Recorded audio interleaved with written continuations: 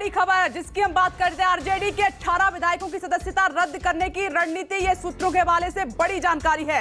विधानसभा अध्यक्ष के जरिए सदस्यता खत्म करने की रणनीति पर काम हो रहा है। तकनीकी कारणों से बीजेपी का प्लान फेल।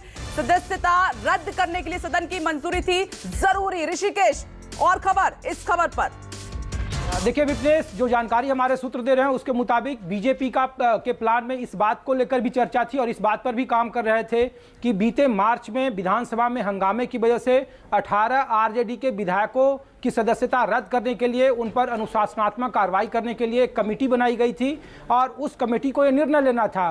बैकडोर से बीजेपी के रणनीतिकारों की एक कोशिश थी कि 18 विधायकों की सदस्यता रद्द कर दी जाए और जो सबसे बड़े दल के तौर पर आरजेडी जो 79 अभी है नंबर विधानसभा में, उसकी जो संख्या है वो घटकर कम जाएगी। लेकिन उसके लिए तकनीकी कारणों से सदन का सहमति लेना जरूरी था, उसे विधानसभा से पारित करना जरूरी था बहुमत से। उसके बाद ही स्पीकर ये फैसला ले सकते थे।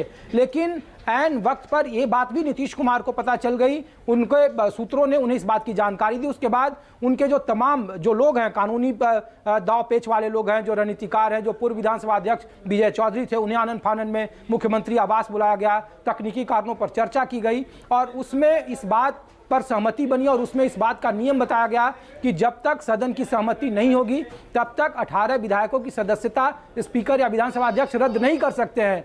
और इस वजह से ये प्लान बीजेपी का फेल हो गया और उसके बाद फिर दूसरे प्लान पर काम चल रहा था कि 6 करोड़ देने की बात थी, मंत्री पद का ऑफर था। उसमें बीजेपी कोटे के जो एमएलए हैं जेडीयू से, वो इस डील में मौजूद थे, शामिल थे।